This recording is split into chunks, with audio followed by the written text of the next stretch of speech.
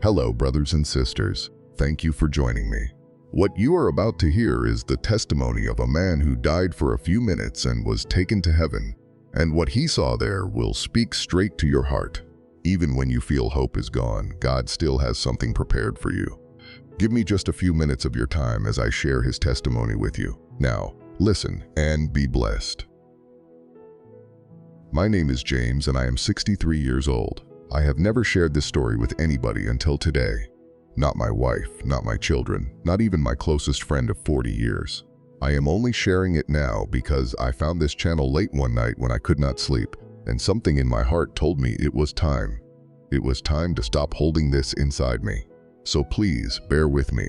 My hands are shaking a little as I write this, because even now, 2 years later, it still feels like it happened 5 minutes ago. I want to start by telling you a little about who I was before all this happened. I was a church man. I grew up going to church every Sunday with my mother. She was the one who taught me how to pray.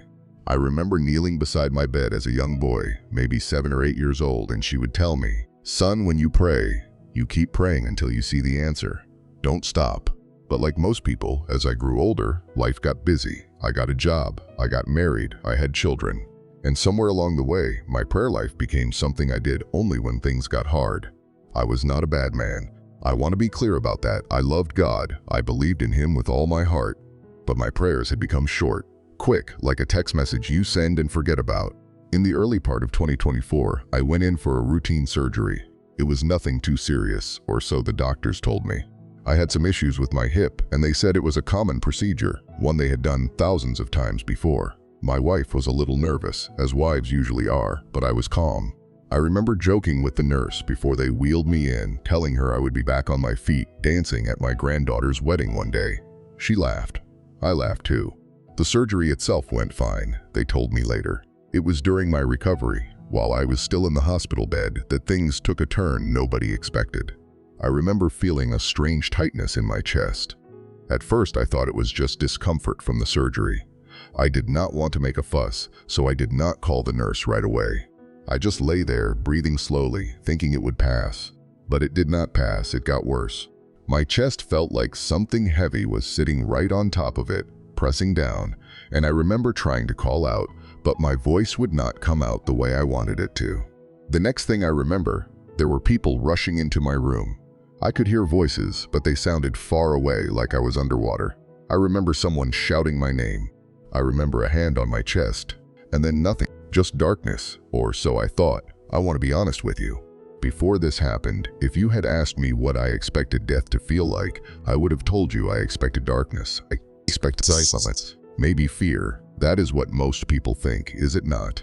We think crossing over means everything just stops or that we drift into some empty black space. But that is not what happened to me, not even close. The very next thing I became aware of was light.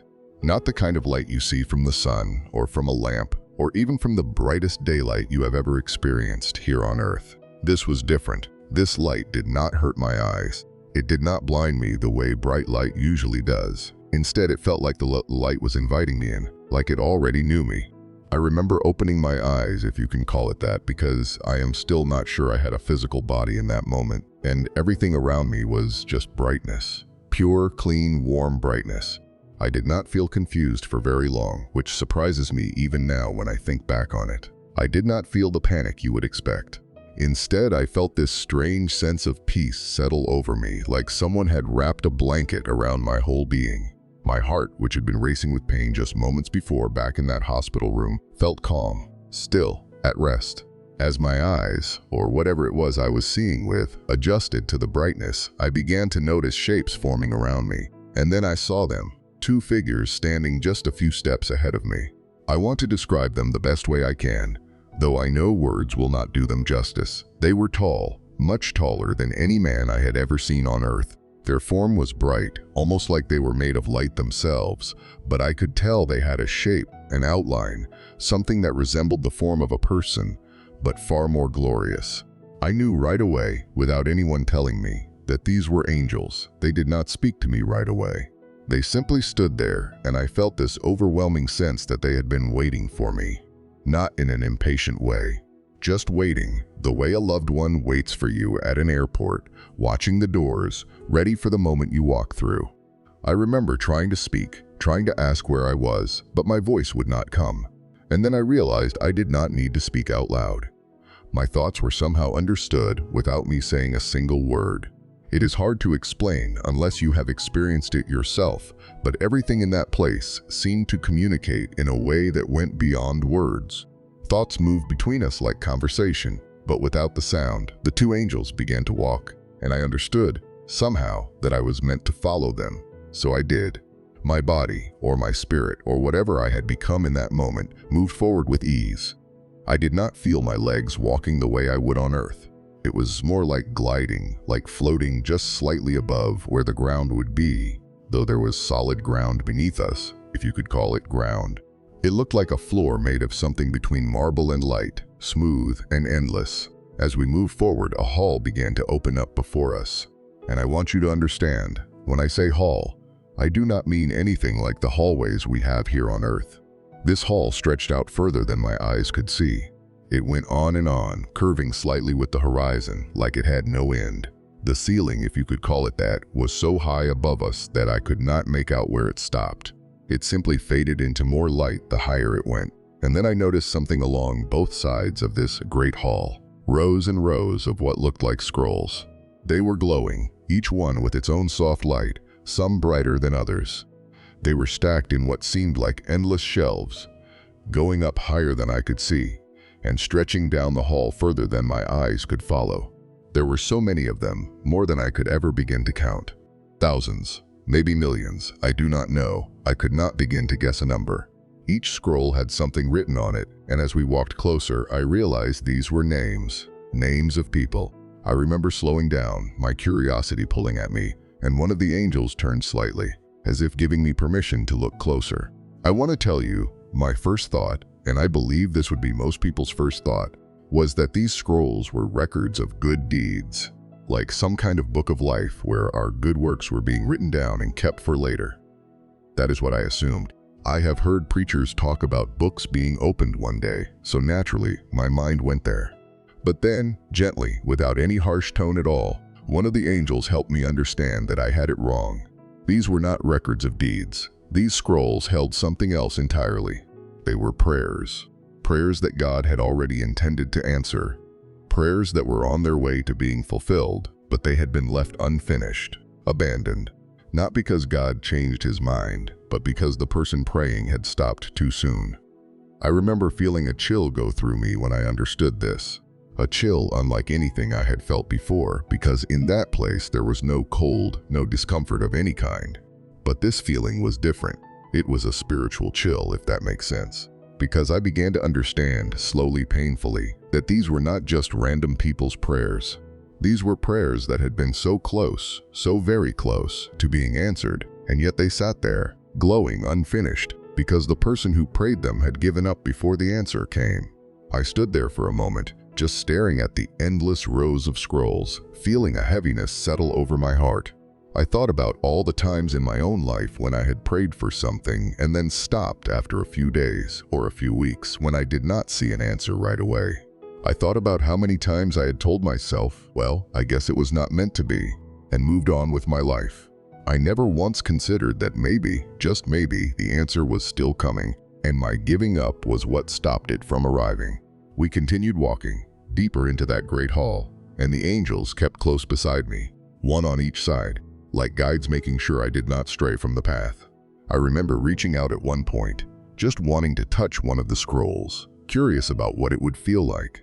But before my hand could reach it, one of the angels gently stopped me, not with force, but with a feeling, a knowing, that this was not yet the time, not yet the place.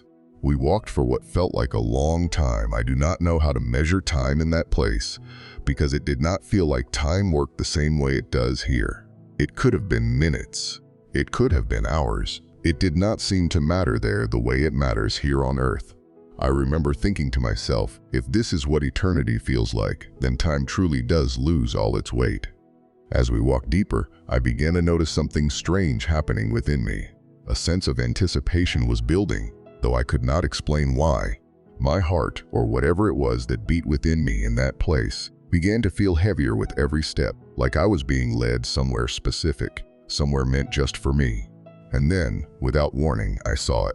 A scroll, glowing gently, sitting on a shelf at just about the height where I could reach it without stretching. And on it, written in a way I cannot fully describe, but somehow I understood perfectly, was my own name, James. I remember stopping dead in my tracks. My whole being, if I still had a heart in that moment, felt like it stopped along with me. I stood there staring at it, unable to move, unable to think clearly. Out of everything in that endless hall, out of the countless scrolls stretching further than my eyes could see, there was one with my name on it, right there in front of me. The angel stopped beside me and waited. I remember feeling a hesitation inside me, a fear almost of what I would find if I looked closer. But something inside me knew I had to see it. I had come this far, I could not turn away now. I reached out slowly, and this time the angels did not stop me. My hand touched the scroll, and as soon as I did, it was like the memories inside it began to unfold before me, not in words exactly, but in feeling, in knowing. The same way everything else lies in that place communicated with me. I began to remember prayers I had prayed decades earlier, prayers I had completely forgotten about. Prayers from when I was a young husband, still building my life, still trying to figure out who I was as a man of faith. There were prayers for my children, prayers for my marriage, prayers for direction in my career. Some of them I saw had already been answered, and I felt a warmth seeing that, knowing that God had heard me even in those early years. But then I came across one prayer in particular that stopped me cold.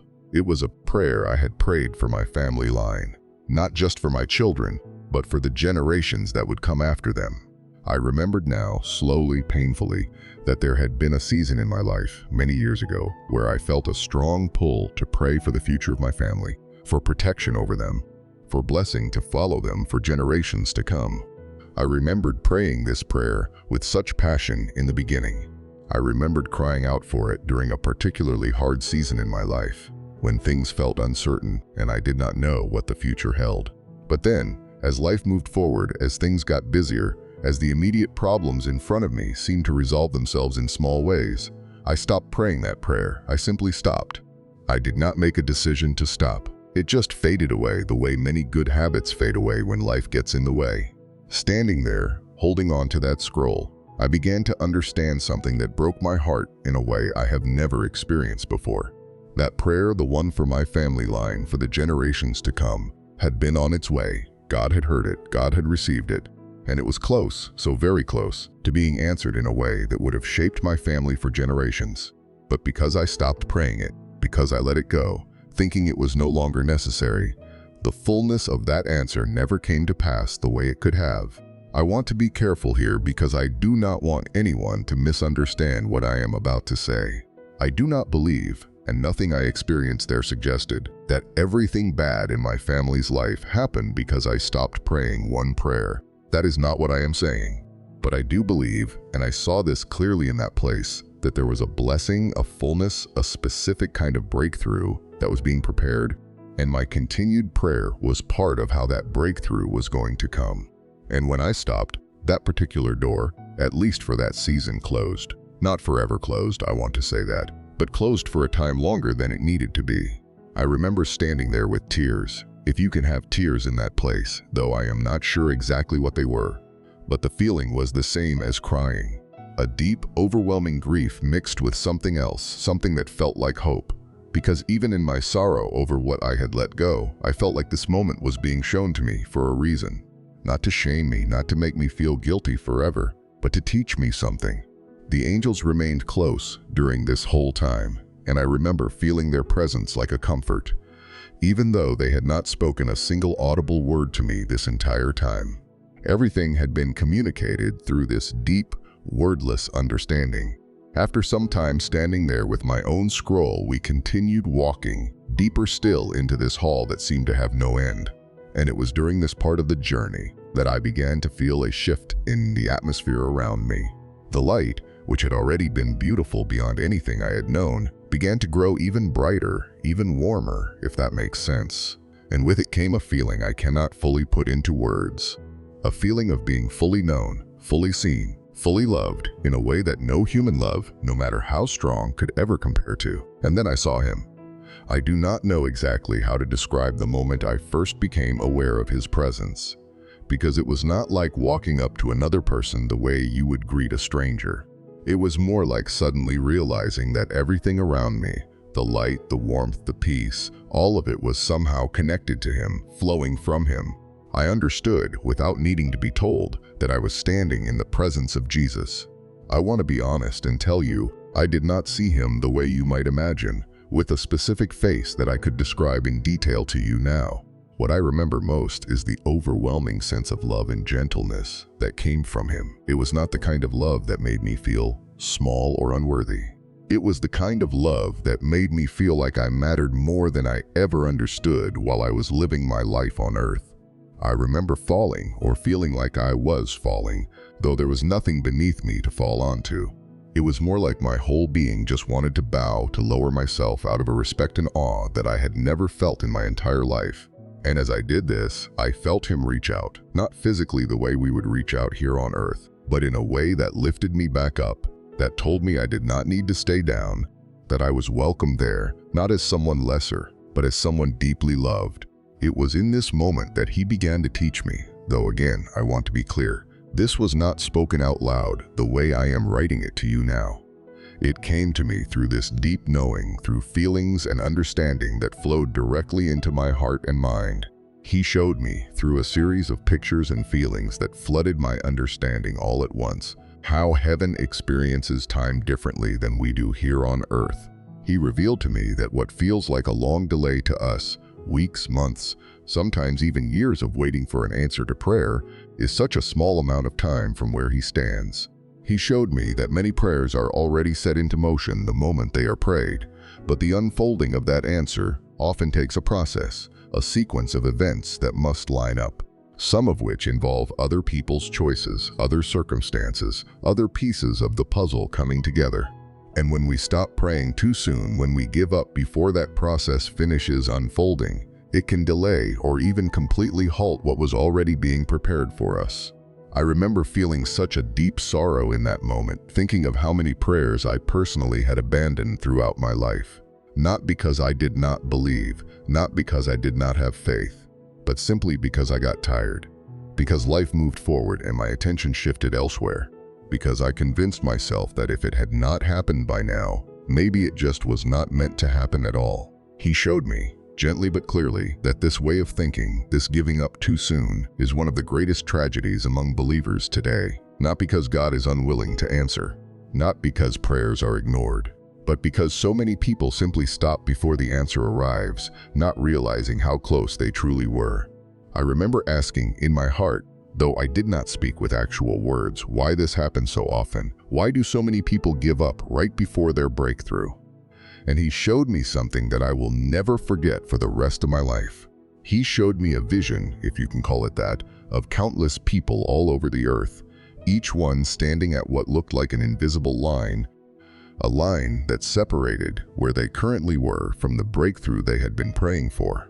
And in this vision, I saw that so many of them were standing so close to that line, closer than they could ever imagine, and yet they were turning around, walking away, simply because they could not see how close they truly were. This broke my heart in a way I cannot fully explain, because I understood in that moment that this was not just my story. This was the story of so many people, so many believers, all over the world, who have prayers sitting in scrolls, just like mine, waiting, glowing, ready to be answered, but paused, because the person praying stopped believing it was still coming. I remember him telling me, or rather showing me in that deep way of understanding, that I was being given the chance to go back, not because my time on earth was finished, not because my purpose was complete, but because there was still something for me to do. He revealed to me that I needed to return and share this message with others, a message that many people are standing only one prayer away from the breakthrough they have already given up on. I want to tell you, the thought of leaving that place, leaving that light, leaving that overwhelming feeling of peace and love was one of the hardest things I have ever had to consider. I did not want to leave. If I am being completely honest with you, I wanted to stay there forever. The peace I felt in that place was unlike anything I have ever experienced in my 63 years of living on this earth. There was no pain there, no fear, no worry, just complete rest. But even in my hesitation, I understood deep in my heart that this was not my choice to make selfishly. There was a reason for me to return. There was a message that needed to reach people, and somehow I understood that I was meant to be the one to carry it. The last thing I remember before waking up was a feeling of being gently turned around, facing back the way I had come. I remember the two angels stepping close beside me once again, ready to guide me back the way we came. And I remember one final wave of that overwhelming love washing over me before everything began to fade, the light slowly dimming, the hall slowly disappearing, until I felt myself being pulled downward, or maybe it was upward. I truly could not tell which direction it was, but I felt myself moving quickly, like being pulled through something. And then suddenly I heard sounds again. Real sounds. Beeping machines. Voices urgent and loud. I felt pain in my chest, sharp and immediate, unlike anything I had felt in that other place. And I opened my eyes to bright hospital lights above me, and doctors and nurses standing over me, working quickly, their faces filled with a mixture of relief and shock. I later learned that my heart had stopped for close to 6 minutes. 6 minutes where the doctors were working tirelessly to bring me back. My wife told me later that she had been called into the hospital during that time, and she said those minutes felt like the longest of her entire life. She told me she prayed the entire time, not stopping, not giving up, even when the doctors seemed unsure if I would make it back. When I finally opened my eyes and looked at her, I remember she burst into tears, gripping my hand so tightly I could barely feel my fingers. I could not speak much in that moment. I was weak, confused, trying to process everything that had just happened to me. But even through the confusion, even through the physical pain and weakness, there was a part of me that remained completely calm, because I knew, somewhere deep inside, that I had just experienced something that would change the rest of my life. The days following my return were not easy. Physically, I was weak for a long time. The surgery recovery combined with the trauma my body had gone through during those 6 minutes left me needing extra time in the hospital, extra care, extra patience from my family.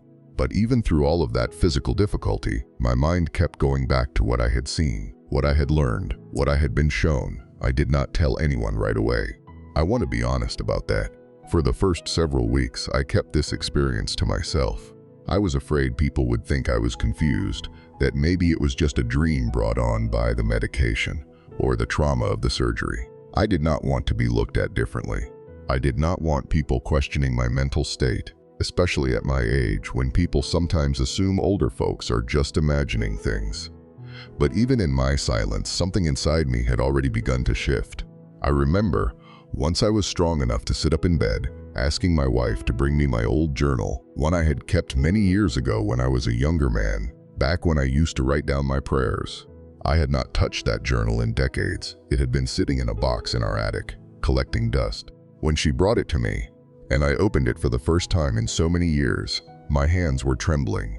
I remember flipping through the pages, and there it was, written in my own handwriting from over 20 years earlier, a prayer for my family line. A prayer for generations to come. The very same prayer I had seen written on that scroll in heaven. I sat there in that hospital bed, tears streaming down my face, my wife sitting beside me, confused about what was happening but holding my hand the entire time. I remember telling her, right then and there, that I needed to start praying again. Not just a quick prayer here and there, but real, consistent, persistent prayer, the kind I had let go of so many years ago. From that day forward, my life has been completely different.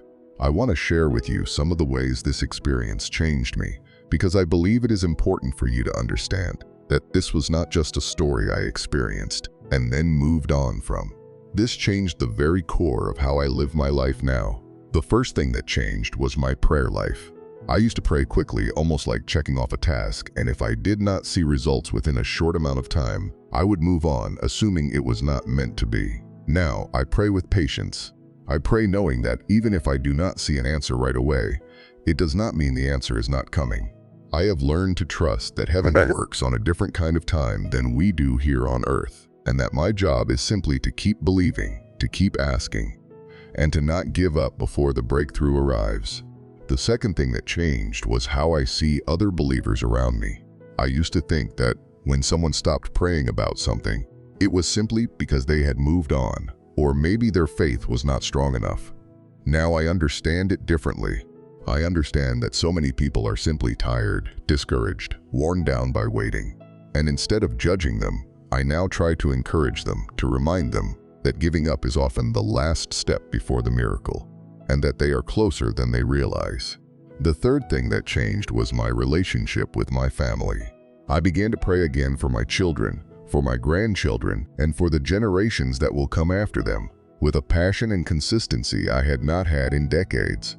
I do not know exactly how or when the fullness of that prayer will be answered, but I trust now in a way I never did before that it is being worked out piece by piece, in ways I may not even see in my lifetime. I also want to share something that happened just a few months after I came home from the hospital. My oldest daughter, who had been struggling in her marriage for years, something we as a family had quietly worried about for a long time, came to me one evening and told me that things had suddenly begun to turn around between her and her husband. She could not explain why, but things that had been broken for years were slowly beginning to heal. I do not say this to boast or to claim some kind of special power. I simply share it because I believe in my heart that this was connected to the renewed prayers I had begun praying since my experience. I believe that scroll, the one with my name on it, was finally beginning to move forward again. I know some people who hear a story like mine might wonder if it was simply a dream or something my mind created during a moment of crisis. I understand that skepticism, and I do not hold it against anyone who feels that way. But I can tell you, from the depth of my heart, that what I experienced was more real to me than anything I have ever known in my 63 years of living. The peace I felt there, the love that radiated from Jesus, the understanding I received about prayer and perseverance, none of that has faded with time. If anything, it has grown stronger and clearer the more I have reflected on it. I want to speak directly to you, whoever is watching this right now. If you have a prayer that you gave up on years ago, maybe even decades ago, I want you to know something important. That prayer may still be alive. It may still be sitting there, waiting, glowing, ready to be completed, simply waiting for you to pick it back up again. I do not know your situation. I do not know what you have been praying for, or how long you have waited, or how discouraged you may feel right now. But I want you to hear this from someone who has seen it with his own eyes. Many of us are standing only one prayer away from the very breakthrough we have already walked away from. I want to encourage you, with everything in me, to not give up. Whatever it is you have been praying for, whether it is healing for your body, restoration for your family, breakthrough in your finances, salvation for a loved one who has not yet come to know God, or anything else weighing on your heart, please do not stop praying. Even if it has been years, even if you feel foolish for still believing, even if everyone around you has told you to move on and accept that it is not going to happen. I am telling you from what I experienced, heaven has not given up on your prayer, even if you have. I also want to say something to those of you who may feel like it is too late, like too much time has already passed for your prayer to still matter. I want you to know that in that place, time did not feel the way it feels here.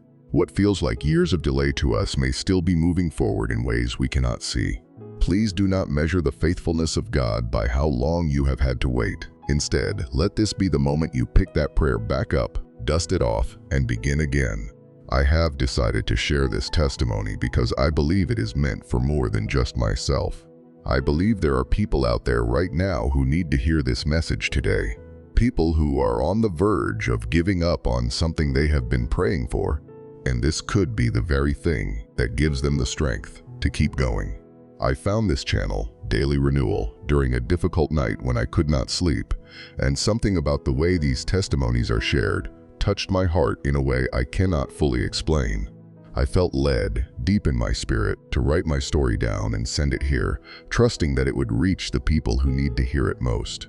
Before I close, I want to pray for every single person watching this video right now. Wherever you are, whatever you are going through, I pray that God would give you the strength to keep believing for what you have been praying for. I pray that if you have given up on a prayer, even one from many years ago, that today would be the day you find the courage to pick it back up again. I pray for healing for those who need it. I pray for restoration for families that are broken.